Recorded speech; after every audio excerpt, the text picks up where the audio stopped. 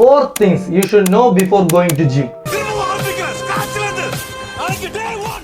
നിങ്ങളിപ്പോ new year resolution എടുത്ത് ജിമ്മിൽ പോകുന്ന ഒരാളായിരുന്നാലും ജിമ്മിൽ പോകണ്ട എനിക്ക് നിങ്ങളിപ്പോ മസിൽ ബിൽഡിംഗ് ആയിരുന്നാലും ഫാറ്റ് ലോസ് ആയിരുന്നാലും വെയിറ്റ് ഗെയിൻ ആയിരുന്നാലും നിങ്ങൾ ഇതൊക്കെ ചെയ്യാൻ ട്രൈ ചെയ്തിട്ട് നടക്കാണ്ടിരുന്ന ഒരാളായിരുന്നാലും നിങ്ങൾ എല്ലാവരും അറിഞ്ഞിരിക്കേണ്ട 4 കാര്യങ്ങളാണ്. അതിൽ ഒന്നാമത്തേതാണ് നിങ്ങളുടെ എക്സ്പെക്ടേഷൻ ലെവൽ. നിങ്ങളിപ്പോ ഒരു ഫിലിം സ്റ്റാറിനെയോ ഇല്ലെങ്കിൽ ഒരു ഇൻസ്റ്റാഗ്രാം ഇൻഫ്ലുവൻസറെയോ ഒക്കെ കണ്ടിട്ട് ഇതുപോലെ ഒരു ബോഡി ഉണ്ടാക്കണം എന്ന് വിചാരിച്ചായിരിക്കും നിങ്ങൾ ജിമ്മിൽ പോകുന്നത്. ചിലപ്പോ നിങ്ങൾ കണ്ടിട്ട് ഇൻസ്പയർ ആവുന്ന ആള് 19 years old. I am 19 years old. Are you on steroids? Yes.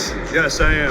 ചിലപ്പോ സ്റ്റിറോയിഡ് എടുത്തിട്ടായിരിക്കും ഈ ട്രാൻസ്ഫോർമേഷൻ കൊണ്ടുവന്നത്. നിങ്ങൾ അതുപോലെ ജിമ്മിൽ കിടന്ന് പട്ടി പണിയെടുത്താൽ അതുപോലെയൊക്കെ ആവാതെ വരുമ്പോൾ നിങ്ങൾ ഡിസപ്പോയിന്റഡ് ആവും. അതുപോലെ തന്നെ ഓരോരുത്തരുടെ മസിൽ ഷേപ്പും അവരുടെ ജനറ്റിക്സ് അനുസരിച്ച് വ്യത്യാസപ്പെട്ടിരിക്കും. നിങ്ങൾ എത്ര കിടന്ന് കഷ്ടപ്പെട്ട് വർക്കൗട്ട് ചെയ്താലും അതേ ഷേപ്പിൽ നിങ്ങൾക്ക് കൊണ്ടുവരാൻ പറ്റില്ല. നിങ്ങൾ എപ്പോഴും നോക്കേണ്ടത് നിങ്ങളുടെ ബോഡി ബെറ്റർ ആക്കാൻ നോക്കുക, കുറച്ചുകൂടെ മസിൽ മാസ് കൂട്ടാൻ നോക്കുക, നേരത്തെക്കാളും കുറച്ചുകൂടെ സ്ട്രെങ്ത് ബിൽഡ് ചെയ്യാൻ നോക്കുക. ബെറ്റർ മീ എന്നതായിരിക്കണം നിങ്ങളുടെ ശരിക്കുള്ള ഗോൾ. രണ്ടാമത്തേതാണ് set a long term goal. 1 മാസം കൊണ്ടോ 2 മാസം കൊണ്ടോ ഇങ്ങനെ ഇരിക്കുന്ന ഒരാൾ ഒരിക്കലും ഋത്തിക് റോഷനെ പോലെ ആവില്ല. റിസർച്ചുകൾ അനുസരിച്ച് 1 മാസത്തിൽ നമുക്ക് ഗെയിൻ ചെയ്യാൻ പറ്റുന്ന ലീൻ മസിൽ മാസ് എന്ന് പറയുന്നത് ഏകദേശം 1 കിലോ ആണ്. ഇത് നിങ്ങളുടെ ഏജും ജനറ്റിക്സും ഡയറ്റും ഒക്കെ അനുസരിച്ച് വ്യത്യാസപ്പെട്ടിരിക്കും. ഈ ടൈം പീരീഡ് കഴിയുമ്പോൾ നിങ്ങൾ ഡീമോട്ടിവേറ്റഡ് ആവും. പിന്നെ നിങ്ങൾ ജിമ്മിൽ പോകില്ല. ഇപ്പൊ ന്യൂ ഇയർ റെസൊല്യൂഷൻ ഒക്കെ ആയിട്ട് ജിമ്മിൽ ജനുവരിയിൽ അഡ്മിഷൻ എടുക്കുന്ന ഏകദേശം 90% ആൾക്കാരും 1 മാസം അല്ലെങ്കിൽ 2 മാസം കൊണ്ട് അവർ ജിമ്മിൽ നിർത്തും. സോ നിങ്ങൾ നിങ്ങളുടെ ഗോൾ സെറ്റ് ചെയ്യുമ്പോൾ ഏകദേശം 120 ദിവസമെങ്കിലും നിങ്ങളുടെ ഗോൾ സെറ്റ് ചെയ്യുക. എന്ത് തന്നെ വന്നാൽ ഈ 120 ദിവസം നിങ്ങൾ ജിമ്മിൽ പോകും എന്ന് തീരുമാനം എടുത്തുകൊണ്ട് തന്നെ ജിമ്മിലോട്ട് കയറുക. മൂന്നാമത്തേതാണ് ഫോളോ യുവർ വർക്കൗട്ട് ഷെഡ്യൂൾ. മിക്ക ബിഗിനേഴ്സും ജിമ്മിൽ ചെന്നതിന് ശേഷം ഇന്ന് ഏത് വർക്കൗട്ട് ചെയ്യാന്നുള്ള തീരുമാനം എടുക്കുന്നത്. ചിലപ്പോൾ അവിടെ ഫ്രീ ആയിട്ടുള്ള ഒരു മെഷീനിൽ കയറിയിട്ട് എന്തെങ്കിലുമൊക്കെ ചെയ്തിട്ട് അങ്ങ് പോകും. അങ്ങനെയൊന്നും ചെയ്യാണ്ട് നിങ്ങൾ ഒരു വർക്കൗട്ട് ഷെഡ്യൂൾ സെറ്റ് ചെയ്യണം. ഇപ്പോൾ full body, upper lower, bro split, അങ്ങനെ ഏതെങ്കിലും ഒരു സ്പ്ലിറ്റ് നിങ്ങൾ ചൂസ് ചെയ്യണം. പിന്നെ നിങ്ങൾ സെറ്റ് ചെയ്യുന്ന വർക്കൗട്ട് ഷെഡ്യൂൾ